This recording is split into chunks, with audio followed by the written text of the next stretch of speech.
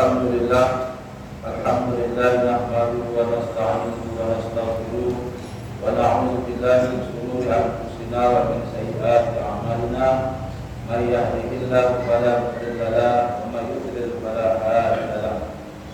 Asyhadu an la ilaha illallah wahdahu la syarika lahu wa asyhadu anna Muhammadan 'abduhu wa rasuluh.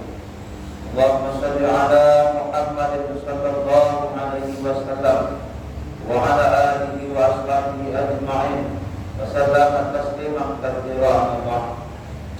Ya ayyuhan nas ittaqullah usikum wa iyaya bittaqullah ittaqullaha haqqa tuqatih wa la tamutunna illa wa antum muslimun.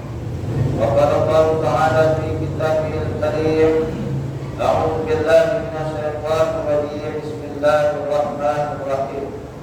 Alam ahad ilaikum ya bani Adam alla ta'budu syaitan innahu lakum aduwwun mubin. Shadaqallahul azim.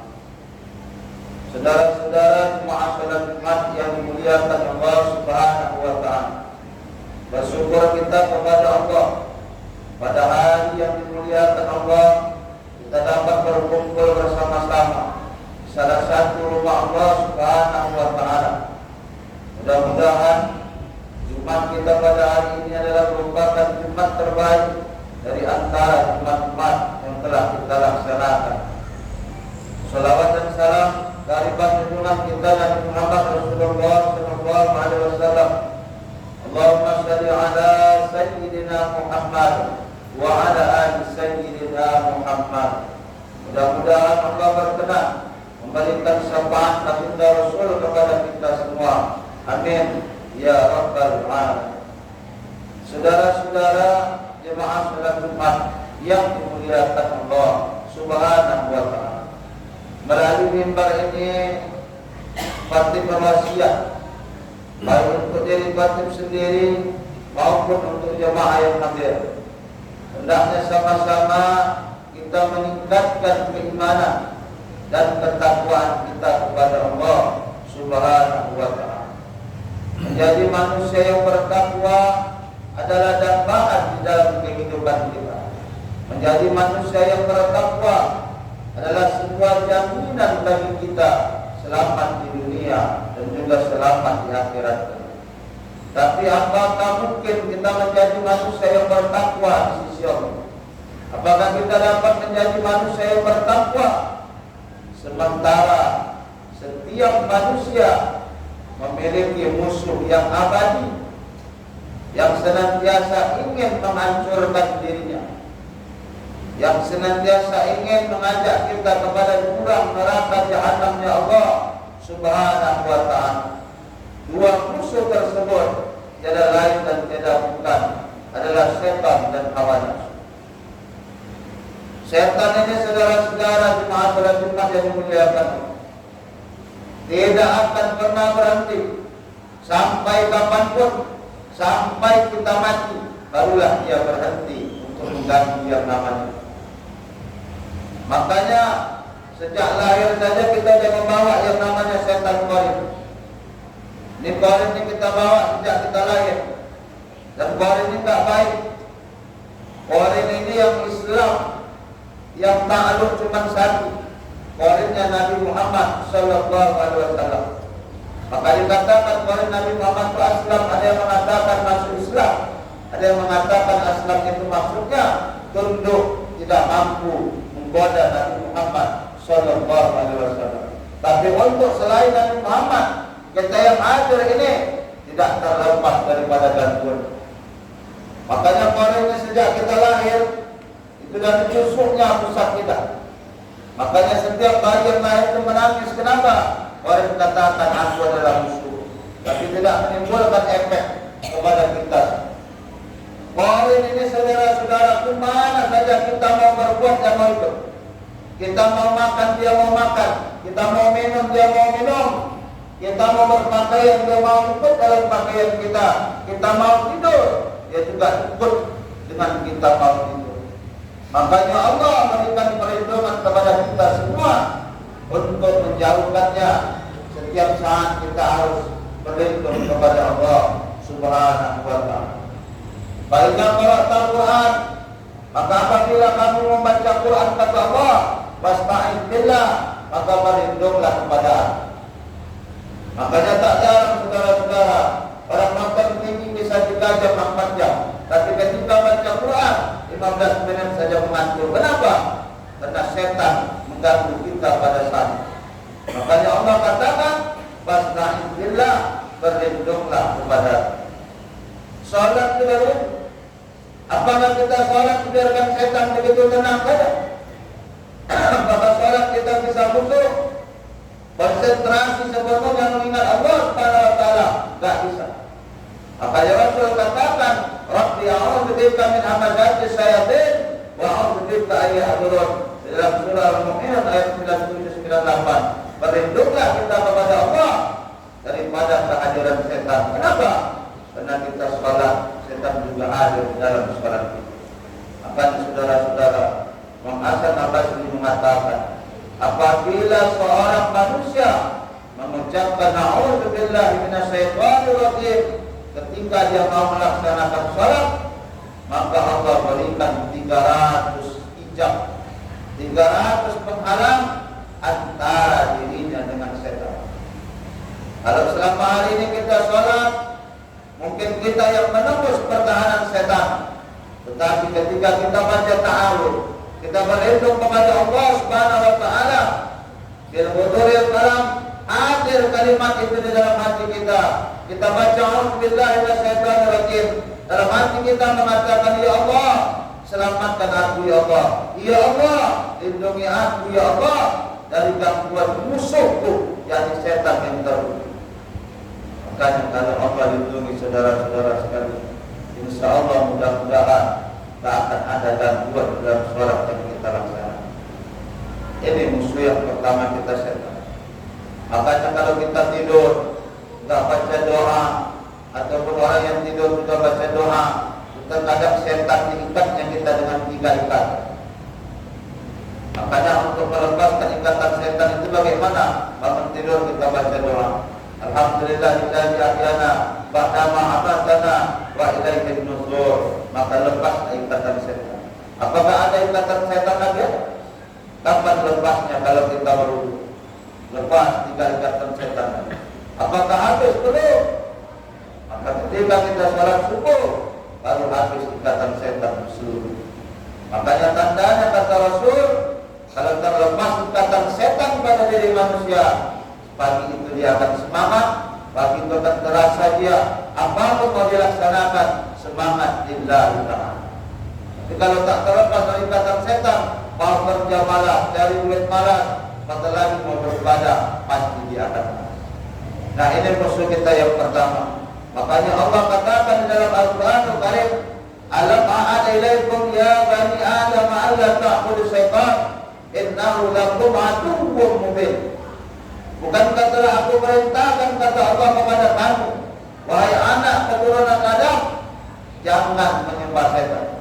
Sesungguhnya setan itu, kata Allah, innahu lakum aduwwun mubin, adalah musuh yang nyata bagi. Kenapa Allah katakan musuh yang nyata? Dulu setan ini namanya iblis. Iblis ini makhluk langit, menjadi pemimpin malaikat, digelar dengan as-sajid, as-salam, karena dia rajin bersujud kepada Allah, rajin ibadah kepada Allah, menjadi makhluk yang mulia di sisi Allah Subhanahu wa ta'ala. Tapi kenapa Allah panggil dia setan? Fa'azallahu ma syaitan. Karena ketika itu dia mengganggu Adam, dia jerumuskan Adam dari surga ke dunia, maka Allah panggil dia setan. Karena setan itu jauh dari rahmat Allah Subhanahu wa ta'ala. Makanya saudara-saudara, semarah apapun kita semua orang tak boleh manggil setan. Apalagi anak kita panggil haram hukumnya. Karena Allah yang memberi panggilan setan adalah panggilan makhluk yang terputus. Selanjutnya dalam surah Yasin juga dijelaskan, walaqad adalla minkum jibilan katsira afalam takunu ta'qilun. Dan sesungguhnya kata Allah, sudah banyak yang disesatkan oleh setan. Jadi setannya saudara-saudara banyak umat Islam yang sudah ditetapkan. Maka Allah bilang, bagaimana cara menangkalnya? Apalam takunu tahqilun. Apakah kamu tidak berpikir kata Allah? Makanya kalau otak kita jalan, pikiran kita jalan, setan ini tak mampu. Apatah lagi pikiran yang baik.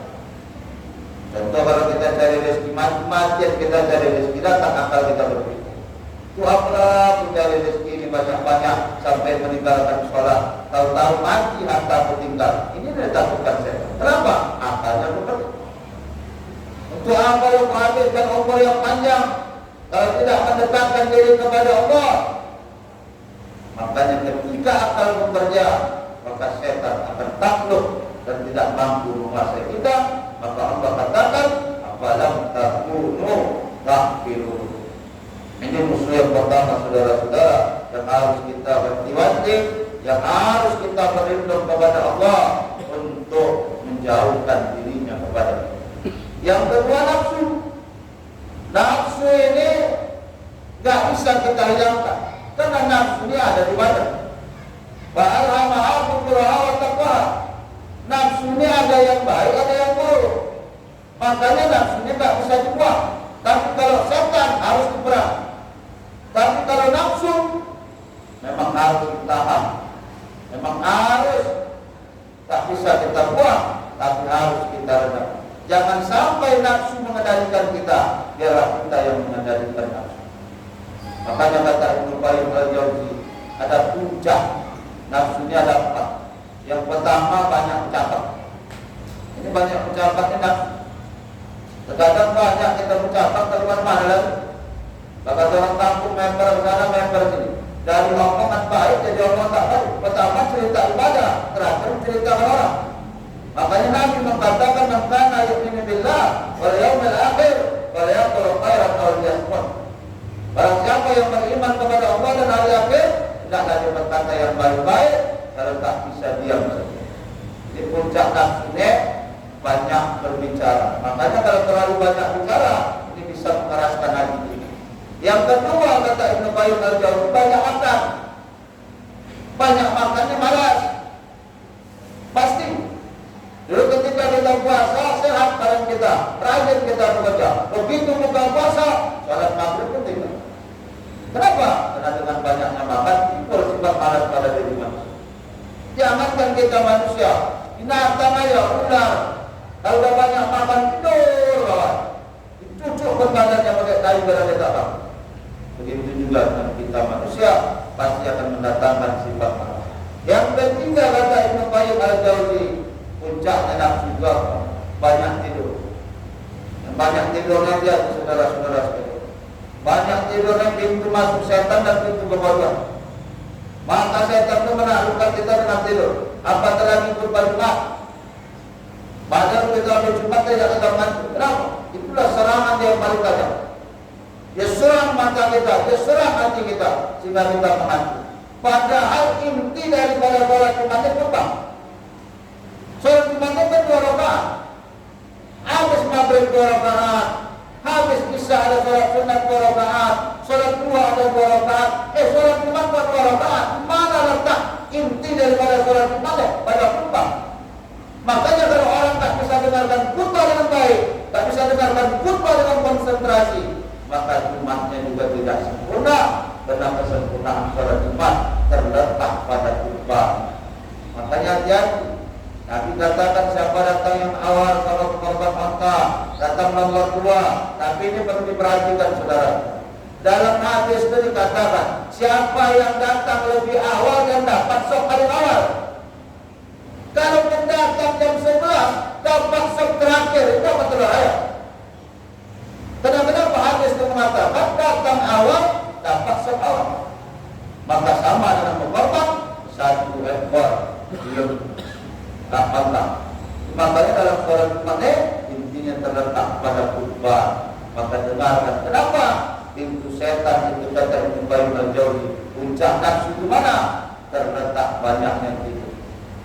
Terkadang tidurnya tak sempat waktunya dalam masjid, dalam pengajian, di sekolah. Kenapa? Pasti menggambarkan kebodohan pada diri. Yang keempat terakhir kata Ibnu Qayyim al-Jauzi, banyak Teman melambangkan sifat seseorang. Kalau kita punya anak, tengok ke kawan. Kalau kawannya penyapu, pasti dia jadi penyapu. Kalau kawannya penjudi, pasti dia jadi penjudi. Tidak ya, aku tak penjudi. Kawan kuat yang penjudi. Tak mungkin. Kok datang ke kepolisian ke sepanjang itu. Kenapa? Melihat anak lihat pada pergaulan. Karena sifat kita sama dengan sifat di buruk. Merpati akan berteman dengan merpati. Nuri akan berteman dengan nuri. Balam akan berteman dengan balam. Tak mungkin balam bersama dengan merpati. Makanya sifat manusianya tercondong, terbawa kepada sifat kawan. Kalau kawannya baik, pasti dia baik. Kalau kawannya buruk, pasti dia buruk. Kalau kawannya hafiz Quran, pasti dia menjadi seorang hafiz Quran. Ini dapat saya sampaikan. Mudah-mudahan ada manfaatnya buat kita semua dalam menyelesaikan sisa-sisa kehidupan kita. Terlebih lagi saudara-saudara, perhatikan ada dua musuh yang tak senang dengan ketekunan kita beribadah. Ada dua musuh yang tidak senang dengan kehusuan kita. Ada dua musuh yang tidak senang terhadap kebaikan kita, yakni setan dan hawa nafsu. Mudah-mudahan setan yang Allah taklukkan dalam setiap ibadah kita, dan mudah-mudahan nafsu kita dapat kita tahan dalam setiap langkah dan perbuatan kita. Barakallahu lakum bil Qur'anil azim wa nafa'ani wa iyyakum bima fihi minal ayati wa dzikril hakim. Wa taqabbal minni wa minkum tilawatahu innahu huwas samiul 'alim. Aqulu qawli hadza fastaghfirullahal azim li wa lakum wa lisa'iril muslimina wal muslimat wal mu'minina wal mu'minat fastaghfiruhu innahu huwal ghafurur rahim.